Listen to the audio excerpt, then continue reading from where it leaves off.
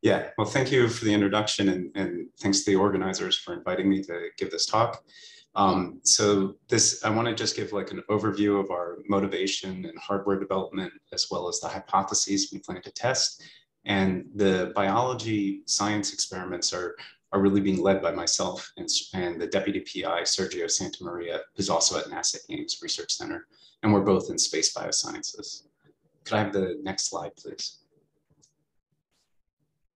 Because can I advance the slides? No.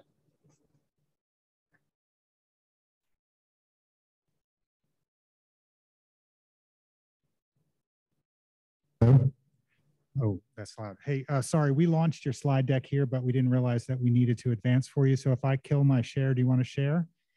Or do you want us to advance for you? You could just advance them. That's okay. Easy. Great, here we go. Sorry. So the LEIA project aligns with the NASA goal to use human exploration of the moon as a testing ground to prepare for Mars missions. Right? Our project is seeking to determine or better define the environmental risks for biological systems on the lunar surface. If you could advance. And radiation is one of the most significant risks for deep space and lunar exploration.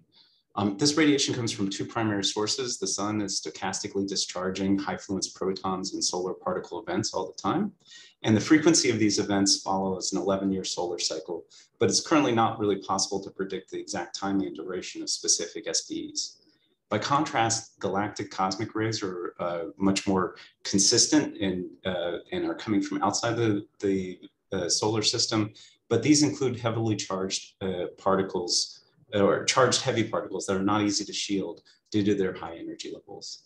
And both of those can be very damaging to biological systems. And Earth's magnetic field traps these particles so that we don't really see them on our planet. However, if you could advance to the next slide, the moon is actually outside the Van Allen belts, and the lunar surface is exposed both to SPEs and galactic cosmic rays. And when the regolith absorbs those high energy particles, it can lead to secondary radiation sources, including albedo neutrons and gamma rays. Neutrons emitted from the lunar regolith will include high energy fast neutrons, and those are difficult to shield. They're used to generate mutations in biological systems as an experimental system on Earth, and fast neutrons generated on Earth.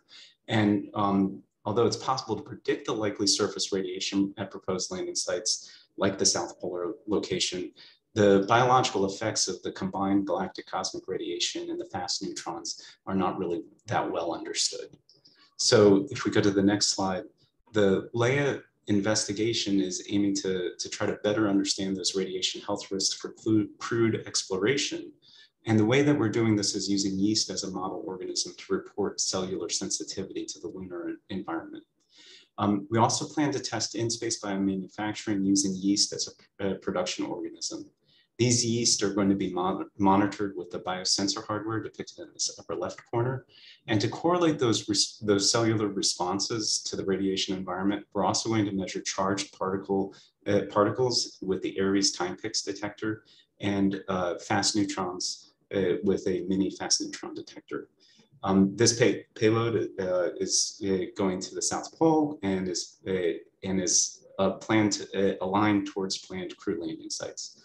So what we're planning on doing with this payload is essentially asking yeast to act kind of like a canary in a coal mine while having detectors to tell us what that ground truth radiation environment really was.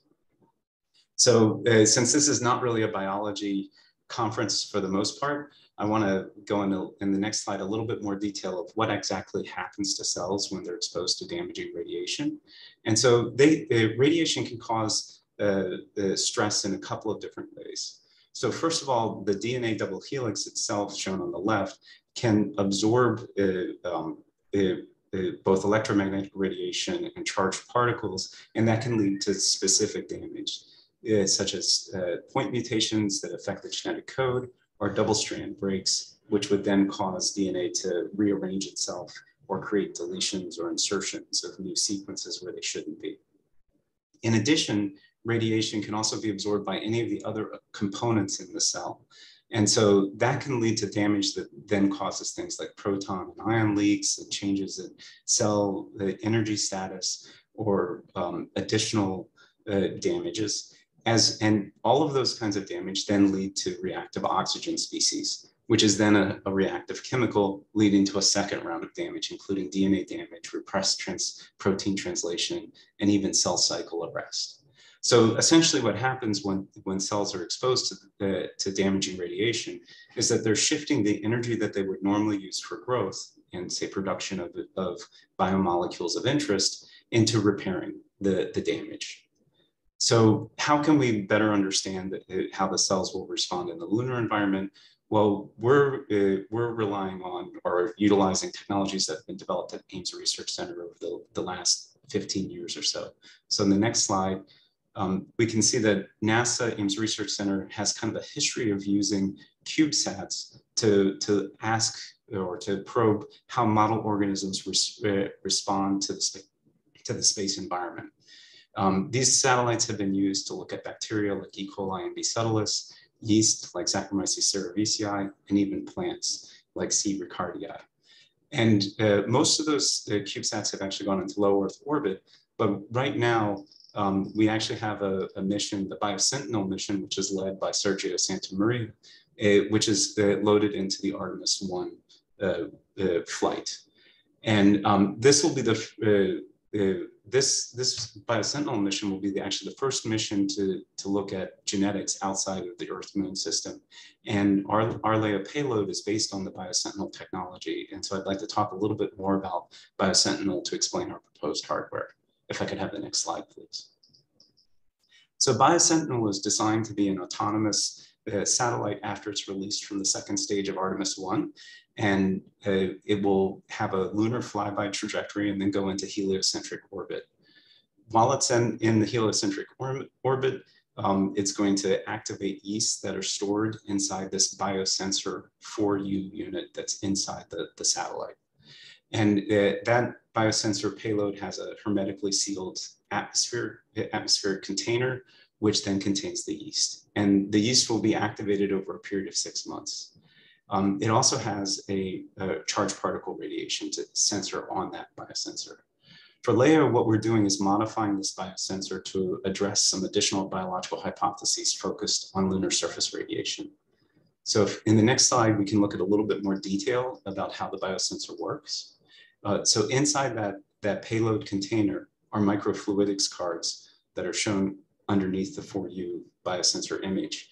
There's a series of 18 cards in the Biosentinel version of this. We're actually going to reduce it to 16 cards to make room for a bit more desiccant to help control moisture levels during payload integration on the Eclipse rocket.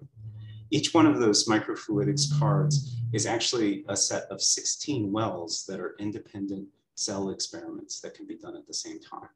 So the cards themselves can be activated independently of each other, each of the 16 cards, but within a microfluidic card, all of those wells would get activated at the same time. And the way that you conduct an experiment is you dry the yeast genotypes that you want inside each of the wells, and then activate the well by pumping in media. Inside each well, or at the top and bottom of each well, are LED lights, 3 different wavelengths, and a photodiode detector chip. And so that allows us to measure changes in absorbance as the cells grow and metabolize. Part of our media composition also includes a dye called Alamar Blue, which detects how fast the yeast are making reductants as part of normal metabolism. So on the next slide, it gives a little bit more detail about the optical detection system. So the current system has 3 different wavelengths. A 570 and 630 nanometer wavelength is used to measure the dye, and then an 850 nanometer wavelength is used to measure the optical density of the cells themselves to measure growth. And so on the right-hand side, you can see absorbance spectra of those 3 different wavelengths, and you can see that they have different characteristics. And what the green and red channels are actually doing, you can see in these micro weld plates underneath. So what you're seeing here is 3 different replicates of a yeast mutant in the RAD52 gene that has then been exposed at different levels of radiation prior to growth. And the Alamar blue dye is that blue dye that's inside the wells. As the cells grow, they turn the blue dye from blue to pink and eventually towards a colorless solution.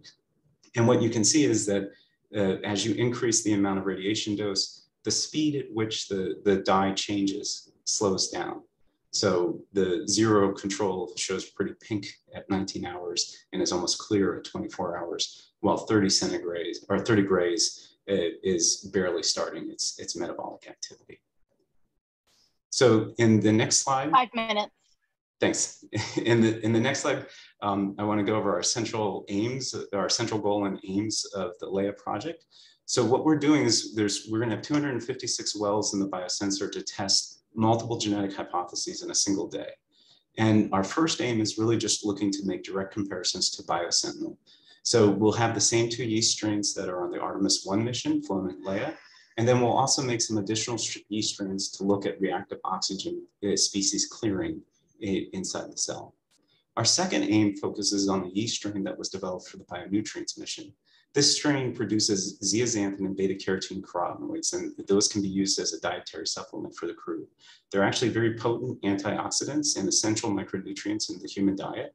And there's the possibility that these carotenoids could be used by the yeast to support growth and actually degrade the carotenoids to take away reactive oxygen species. And so a key question that we want to understand is whether or not making antioxidants in organisms are actually going to have reduced yield in these deeper space environments.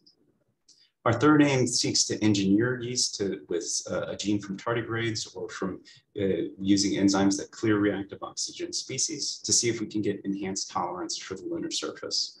And that would be potentially used in future biomanufacturing applications.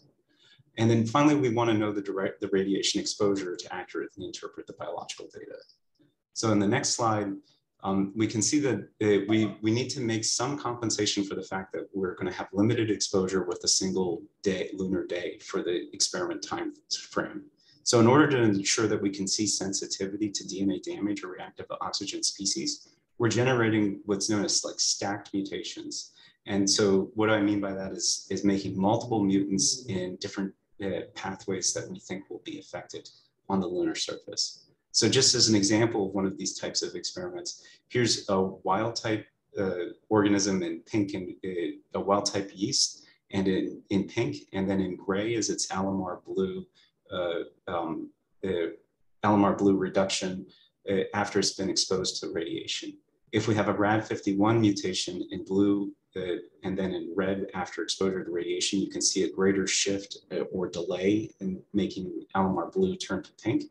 And then a triple mutant that affects 3 different DNA repair pathways in black and orange shows a much greater difference. So this kind of sensitizes the yeast genetically to the exact same stress and gives a stronger response as they have more of a genetic load in these key pathways.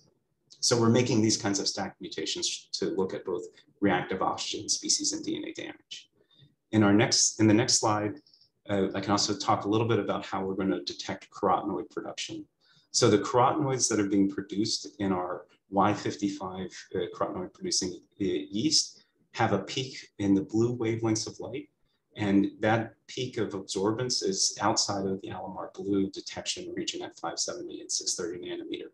And we've already shown that we can detect how much carotenoids could potentially be produced by using artificial mixing experiments where we've mixed our carotenoid production strain with wild type strains going from 0 to 100% carotenoids.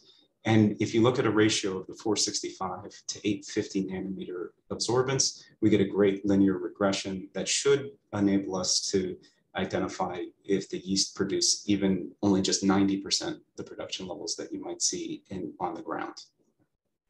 As a control, if we look at that same ratio with a 570 nanometer, we see no differences because there was no Alamar blue in this particular experiment, showing that Alamar blue would give an independent signal. So in the next slide, we finally want to make sure, we need to make sure that we understand the biologically relevant radiation during the experiment. And that's because there's not really a good consensus of what the combined GCR and fast neutron dose would actually be on the South Pole. So here's just an example of 4 different missions that have estimated the percent of fast neutron radiation doses at different sites on the surface of the moon, and we see pretty large variance in how much fast neutrons are going to be affecting our experiment.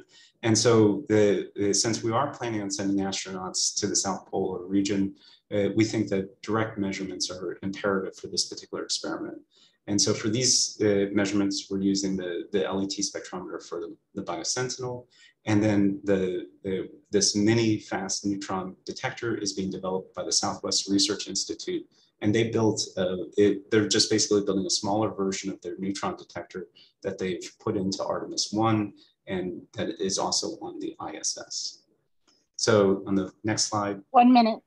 Yeah, our expected outcomes are to determine the cellular sensitivity of yeast cells to the lunar environment, evaluate feasibility of bioproduction on the moon, and test genetic strategies of cellular tolerance to the lunar environment. And finally, we want to determine the ground truth radiation risks for crew in the South Pole. And so with that, on the next slide, I'd just like to thank the entire LEIA project team and our funders, both NASA PRISM 2 and NASA Space Biology, that has provided some initial funding for us to get started. With that, I'd be happy to take any questions. Thank you.